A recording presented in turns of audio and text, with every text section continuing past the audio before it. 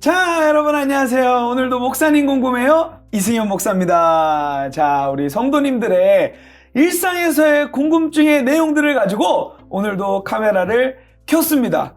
오늘 주제는 뭐냐? 아니, 목사님, 죽기 전에만 믿는다고 하면 구원 받을 수 있나요? 라는 주제입니다.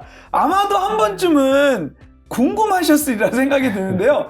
오늘은 이 부분에 대해서 너무나 명쾌한 답을 줄 귀한 또 목사님을 모셨습니다.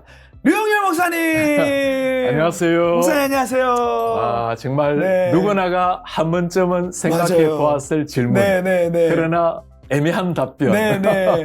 목사님, 이 부분에 대해서 정말 우리가 오늘은 클리어하게 답을 딱 드리면 너무도 좋겠습니다. 좋습니다. 목사님, 진짜 그러면 오늘은 아주 편안하게 질문하도록 하겠습니다. 죽기 전에만 이제 믿으면 구원을 받는다라는 이 생각은 정말 많은 사람들이 해볼 수 있을 것 같아요. 그렇죠. 예를 들면 아무렇게나 막 살다가 죽기 전에 딱 믿겠습니다 하고 천국 가면 되는 거 아니냐, 이런 생각하는 분들이 있을 수 있거든요. 일단 그런 심보를 좀 고쳐야 됩니다. 자, 결론적으로 말해서 이 세상을 떠나기 전에라도 예수님을 진심으로 우리가 믿는다면 구원이 일어나는가?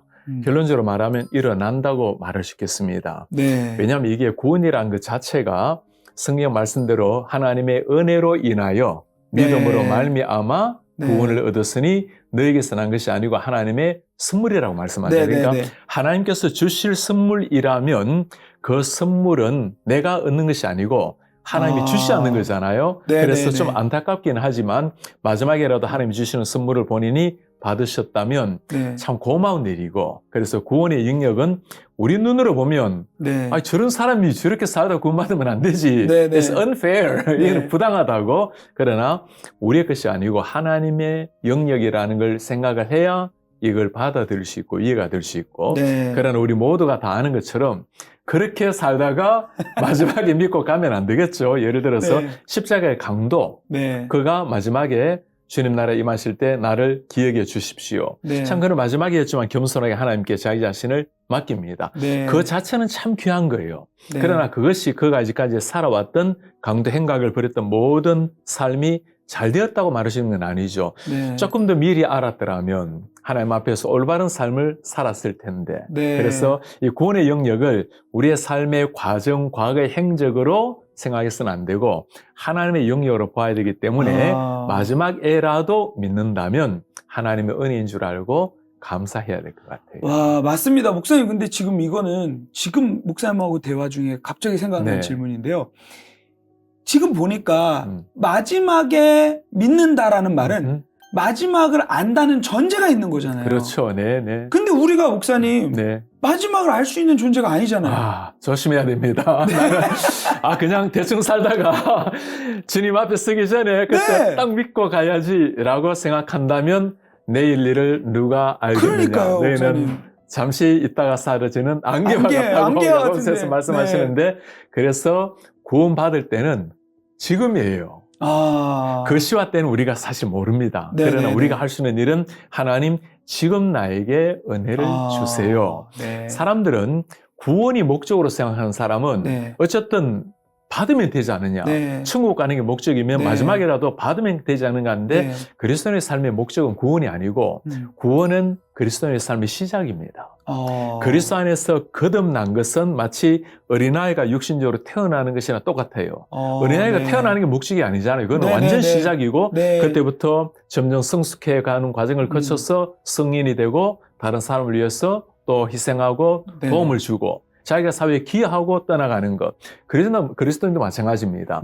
구원받는 걸, 천국 가는 걸 목적으로 삼는 게 아니고 시작에서 그리스도를 닮아가고 하나님께서 나를 통해서 행하실 일을 나를 통해 이룰 수 있도록 기도하고, 그래서 나는 마음대로 살다가 언젠가 마지막쯤이 되면 그때 믿으리라 하면 너무나 아름답게 주님을 위해서 살 수 있는 그 모든 기회를 다 상실하는 것이나 마찬가지예요. 맞아요. 정말 우리가 내일 일도 모르는데 그 부분을 정말 목사님 말씀대로 오늘을 정말 그 구원을 누리는 삶으로 나아가야 되는 게 너무도 중요한 부분인 것 같습니다. 목사님, 그러면 이 임종 예배 중에 이렇게 영접 기도를 하는 경우도 그렇죠. 있잖아요. 네. 이 부분에 대해서는 목사님 어떻게 생각하세요? 그것도 참 많은 사람이 고민하는 걸 겁니다. 네. 어머니, 아버지 돌아가시기 전에 안 믿는 분들은 네. 돌아가시기 전이라도 좀 마음을 열고 목사님 오셔가지고 복음 전하고 받아들이면 얼마나 좋을까. 그리고 받아들인 사람들은 자녀들이 걱정을 또 좀 해요, 은근히. 받아들이고 고백한 거 또 따라하는 거 좋은데 정말 구원이 일어났을까? 찝찝한 거야. 그것도 사실 일어나고 또 이것과 좀 비슷한 예는 선교지에서 한번 선교팀이 왔어요. 전혀 모르고 살다가 어쩌다가 빵 먹으러 왔다가 그냥 의사 만나러 왔다가 거기서 복음 듣고 아멘하고 따라하고 그리고 가면 선교사도 없죠. 과연 이 사람들이 과연 구원을 얻었다고 말할 수 있을까? 이런 데 대해서 우리는 늘 궁금증이 있습니다. 그렇게 목사님, 똑같이 이런 부분에서 구원의 영역이 우리의 것이 아니라는 거. 그는 전적으로 하나님께 달려있는 영역이기 때문에 우리가 할 일은 한 사람이라도 내가 예수 그리스도를 내 마음으로 받아들이고 입술로 시인하면 하나님께서 그를 긍휼히 여기시고 하나님의 자녀로 삼아 주신다라는 그 약속을 믿고 우리가 할 수 있는 일은 최선을 다하는 겁니다. 저도 많은 경우에 돌아가시기 전에 우리 어머니 아버지 좀 영접할 수 있도록 도와주세요. 그런 게 참 많습니다. 그리고 병상에서 100% 다 일어나는 건 아니에요. 어떤 사람은 병상에서도 돌아가시기 직전에도 도저히 못 받아들이는 사람 계십니다. 맞아, 있어요. 저도 그런 경험이 있고. 그러나 참 마음이 험벌해져서 그게 어떤 모양이든지 간에 하나님을 진심으로 받아들인다면 그건 우리가 알 수 있는 영역은 아니죠. 그건 정말 그분의 내면에 일어난 일이기 때문에 그러나 우리가 믿기는 하나님이 역사하셔서 그분 마음속에 희미할지라도 부족할지라도 주님을 나의 구주로 받아들이고 주님을 영접하기를 바라고 그랬다면 우리는 하나님께서 역사하셔서 구원이 일어난 것으로 믿어야 되고 선교지를 갈 때마다 이런 고민이 들잖아요. 한번 가서 전하는 복음에 과연 이분들이 무슨 변화가 있을까? 차라리 옷 한 벌 주고 그냥 병 같은 것 좀 낫게 해주고 돌아오면 눈에 보이기라도 하는데 절대 그런 게 아닙니다. 하나님께서 어떻게 어떤 일을 행하실지 아무도 몰라요. 목사님, 제가 예전에 목사님도 낙도 선교에 계셨죠? 제가 낙도 선교를 한국에서 열심히 했습니다. 한 번은 저희 신학대학원에 제가 가르칠 때 학생이 신입생으로 왔는데 와, 교수님 그때 낙도 선교 오셔가지고 그건 마을에 교회가 없어요. 그 선교팀이 복음을 전해주었고 그 복음 듣고 예수님을 믿었고 그러다가 오랫동안 교회 없이 다니다가 나중에 고등학교 때 무토로 나와서 교회를 다녔고 신학대학원을 온 거예요. 한 번 거쳐 지나간 그 낙도 선교팀의 복음을 듣고 신앙생활 할 수 있는 건 아니었죠. 그러나 혼자서 예수님을 간직한 거예요. 그러니까 이런 일들은 우리가 모를 영역이죠. 그죠? 하나님께서 하시는 영역을 믿고 우리가 할 일은 때를 얻든지 못 얻든지 특별히 마지막 순간에는 정말 간절한 마음으로 복음을 전해야죠. 와, 맞습니다, 목사님. 그러니까 우리가 마지막에 가가지고 자꾸 마지막 할 게 아니라 오늘 진짜 복음을 전해야 되는 자리에 있다면 정말 잘 전할 것이고 그렇죠. 또 복음을 받아들여야 되는 자리에 있다면 또 오늘 꼭 미루지 말고 오늘 먹을 치킨을 내일로 미루지 말라는 말이 있는데 치킨만 미룰 게 아니라 미루지 말 게 아니라 구원을 늘 사모하며 나아가요. 우리 자녀들 중에 특별히 부모님이 참 믿지 않아서 평소 때는 전도하려고 해도 잘 안 되고 또 자녀들이 또 복음 전하려고 하면 또 이게 또 잘 안 돼요. 부모님에게. 그런데 병상에 누워 계실 때나 또는 조금 특별한 일이 있을 때 그때 절대로 미루지 마시고 목사님 그때도 기회예요. 그리고 제가 목회를 하다 보면 어떤 경우가 많냐면 한국에서 오시는 성도님들 중에 어르신들이 계십니다. 자녀들이 얼마나 많이 평소 때 기도하고 또 얼마나 안타깝겠어요. 그런데 이때가 굉장히 좋은 기회예요. 그래서 오시는 부모님들께 복음 좀 전해주세요라는 분이 계십니다. 그런데 의외로 많은 분이 예수님을 받아들여요. 그래서 제가 한국에 가서 신앙생활 잘 하고 있는 분 어르신들을 만나고 온 적도 있습니다. 아멘입니다, 그러니까 목사님. 이런 경우든 저런 경우든 특히 사람이 조금 연약해질 경우 뭔가 자기 삶을 돌아보거나 사실 병상에 누워있을 때는 누구나 한 번쯤은 돌아올 수 있거든요. 그게 하나님이 주실 수 있는 기회일 수 있습니다. 맞습니다. 그 기회를 꼭 잡으시기 바라요. 맞습니다, 목사님. 저희 아버지도 그 병을 통해서 주님하고 정말 친밀해지셨거든요. 그래요. 정말 이 기회로, 이 위기라고 여겨지는 이 모든 것을 기회로 사용하는 게 너무 중요할 것 같습니다. 목사님, 근데 저희가 예를 들면 이 임종 예배라든지 어떻게 보면 전할 수 있는 기회가 있는 경우가 있잖아요. 네네. 그러나 많은 또 질문들 중에 예를 들면 어린아이의 죽음, 뭐 발달장애나 인지장애에 대한 그 죽음, 그렇죠. 이런 부분에 있어서 우리는 구원의 정답을 꼭 받고 싶거든요. 그렇죠. 근데 이런 경우에 정말 많은 질문들이 오는데. 맞습니다. 방금 같은 질문은 우리가 예수님을 받아들일 수 있는 인지 능력이 있는 사람들, 그런 사람들은 자신의 책임이라고 볼 수도 있지만 믿지 않았을 경우에, 그러나 정신적으로 어려운 아이들, 그 다음에 또 심지어 유아 같은 경우에 참 안타깝게 세상을 떠날 경우에 부모님들은 참 많은 고민을 하게 되죠. 그죠? 그런 경우도 마찬가지로 목사님, 우리가 성경적으로 보면 예수 그리스도 이외의 구원 얻을 이름은 없다고 있습니다. 맞습니다. 그런 아이들에게나 또는 그런 조금 발달 장애가 있다 하더라도 그런 분들에게 구원을 주실 유일한 분은 주님밖에 없습니다. 그렇다면 그분들이 고백할 수 없는데 과연 구원이 일어날 수 있을까? 성경에는 우리가 믿어야 하나님의 은혜로 구원을 얻는다고 하는데, 그런데 우리가 믿기 전에 고전에 일어나는 단계가 하나 있어요. 그게 하나님이 은혜를 주시고 은혜에 근거하여 우리가 믿음으로 고백하게 되는 건데, 믿음의 고백에는 정말 엄청난 목사님 같은 또는 성경을 잘 아는 사람의 그런 고백이 있는가 하면 아까 강도 마지막 그 순간에 연약한 믿음도 있을 테고 또 부족한 사람도 얼마나 많습니까? 그죠? 그런데 하나님의 은혜 영역은 다양하게 나타나기 때문에 과연 그 아이들에게 어떤 식으로 나타나는지에 대해서는 그건 신비의 영역이에요. 맞아요. 우리가 알 수 있는 게 아니고 판단할 수 있는 것도 아니고, 그래서 다만 그런 안타까운 일이 있을 때 성경에 보면 하나님의 아이들을 참 사랑하셨잖아요. 그래서 주님께서 그 연약한 사람들 누구보다도 그들의 눈물을 아셨고 사람들은 그들을 부담스러워할 때 우리 주님께서는 그들을 안으셨고 그래서 우리가 바라기에는 하나님께서 그들을 향해 긍휼을 베풀어 주시기를 간절히 바라는 마음이고, 그런 생각이 들 때마다 하나님 사랑하신 분이고 자비하신 분이라는 그 하나님 자비의 사랑의 하나님을 잘 봤으면 좋겠고요. 그 다음에 이런 질문이 나오면 꼭 우리가 돌아봐야 되는 것은 그래도 건강하게 주님을 믿을 수 있는 가능성이 있는 사람들이 많잖아요.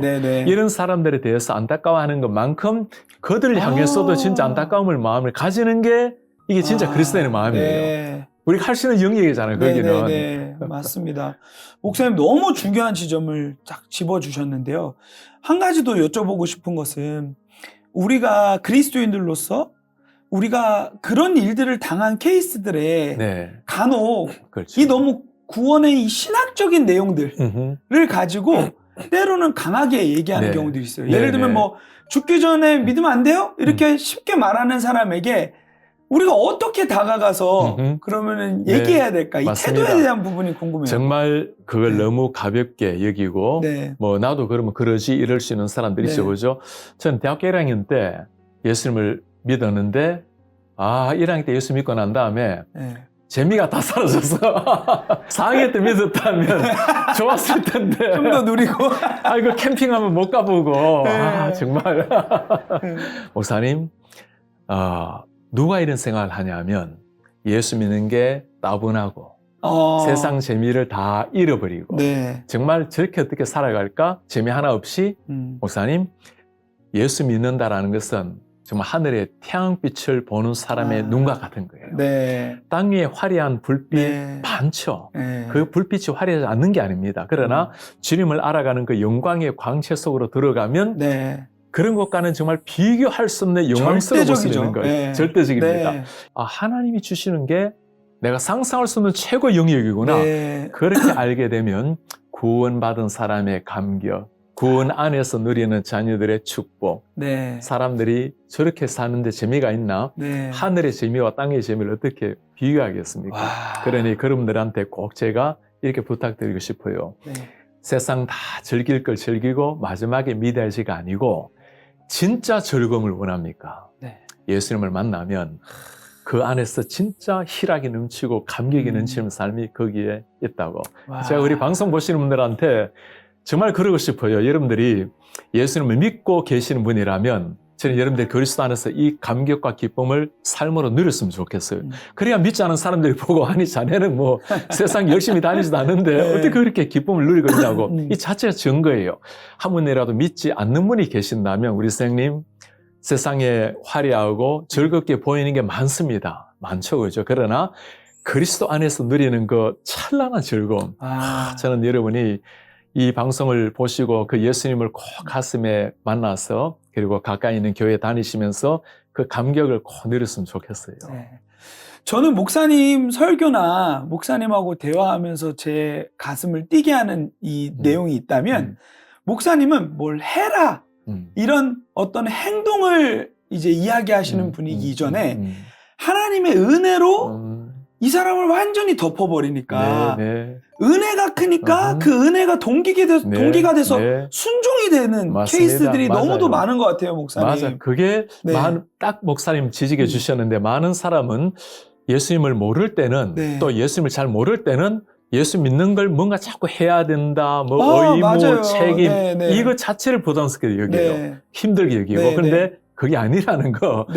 하나님이 은혜가 우리 속에 넘칠 때 자연스럽게 흘러나온다라는 거. 컵에 물이 넘치면 물이 자연스럽게 흘러나오는 겁니다. 그것처럼 그리스도의 그 성령의 기쁨, 감격의 은혜가 넘치면 거기서 자연스럽게 봉사가 나오고 섬김이 나오고 사랑이 나오고 그게 그리스도의 삶이에요. 아멘입니다, 목사님. 그럼 마지막으로 목사님 이제 딱 정리 한번 해주시면 좋을 것 같아요. 지금 제가 질문 드렸던 이 모든 내용들을 보니까 대부분 구원이라는 개념을 너무 파편적으로 알고 있기 때문에 이런 문제들이 나오지 않나 싶어요. 그래서 목사님이 이 구원에 대한 것을 깔끔하게 정말 많은 책으로 설명이 되지만 아주 단순하게 한번 정리 한번 해주십시오. 두 가지로 딱 얘기하면 좋을 것 같아요. 하나는 구원이 일어나는 지점과 하나는 구원을 살아내는 지점. 자, 일어나는 지점은 하나님께서 은혜 주셨을 때 우리가 주님을 믿음으로 일어나는 게 구원이라 했습니다. 그것은 시작이에요. 그게 종착역이 아니라는 거. 그 다음에 중요한 것은 일어났으면 살아내는 겁니다. 그때부터 그리스도인으로 주님을 더 알아가고 사랑하고 사랑하게 되면 주님을 살아내게 되고 그래서 주님을 만나는 지점은 시작이라는 거. 많은 사람이 이걸 종착역으로 읽어버리면 그냥 멋대로 살다가 그때는 되지 않을까 하는데 그게 아니고 이때부터 진짜 하늘의 기쁨의 삶이 시작된다는 거. 그래서 지금 그걸 시작하시고 평생 그리스도 안에서 누리는 삶이 일어나면 좋겠어요.